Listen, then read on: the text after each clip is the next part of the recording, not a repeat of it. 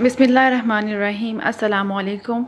اس video میں آپ جانیں گے تدوین کے ماخذات کے بارے میں، اس کا تعارف جانیں گے اور اس کے اقسام کے بارے میں جانیں گے اور ان اقسام کے اندر کون کون سی چیزیں آتی ہیں۔ چلے تو ہم ویڈیو سٹارٹ کرتے ہیں۔ تدوین کے ماخذ: تعارف: تحقیق کا اصل مقصد فطرت یا انسانی زندگی کے متعلق مسائل کا حل تلاش کرنا ہے۔ یہ کسی مسئلے کے قابل اعتماد حل اور صحیح نتائج تک پہنچنے کا وہ عمل ہے جس میں ایک منظم طریقہ کار کے ذریعے حقائق کی تلاش، ان کی چھان پھٹک اور پھر ان کے تجزیے سے نتائج مرتب کیے جاتے ہیں۔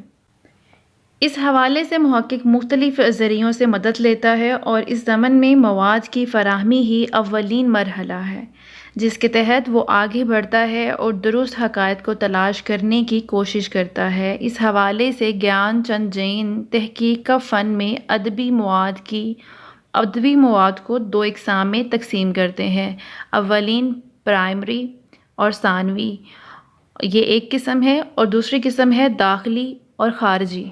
اور یہاں اگر میں آپ کو اپنے الفاظ میں سمجھانا چاہوں تو تدوین کے ماخذ یعنی کہ اس کے اجزاء تدوین کے وہ ہیں کہ فار ایگزامپل اگر کوئی رائٹر جو ہے حیاتی لکھنے لگا ہے کسی دوسرے رائٹر کی، تو وہ اس سے ریلیٹڈ جو اس کی زندگی کی معمول کی چیزیں ہیں، ڈائری وغیرہ ہو گئے، اس کے خط ہو گئے، ساری چیزوں کو وہ یوز کر دے گا اور پھر وہ اس کی زندگی سے جڑی چیزوں کے چھان پھٹک کر کے اس کو مرتب کر کے تو پھر ایک چیز شائع کرتا ہے۔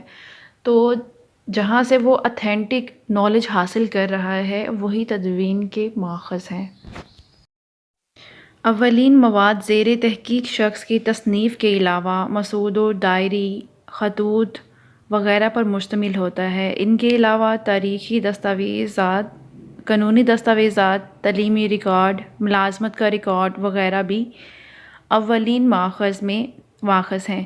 بقیہ مواد جو ہے وہ ثانوی میں آتا ہے۔ داخلی مواد کا جہاں تک تعلق ہے تو اس میں مصنف کی اپنی نگارشات وغیرہ شامل ہیں۔ تحقیق میں ادبی تحریروں کے علاوہ بعض اوقات غیر ادبی تحریروں سے بھی ادیبوں کے بارے میں مفید معلومات مل جاتی ہے۔ تحقیق و تدوین کے دوران قلمی یا خطی کتب، مسودے، ڈائریوں، رسالوں، اخبارات، خطوط، وصیت نامے، ذائچے، مائکرو فلم، انٹرویو اور سوال نامے وغیرہ سے بھی مدد لی جاتی ہے۔ محقق اپنے موضوع کی مناسبت کو مد نظر رکھتے ہوئے ان تحقیقی آلات کا استعمال کرتا ہے اور آگے بڑھتا ہے۔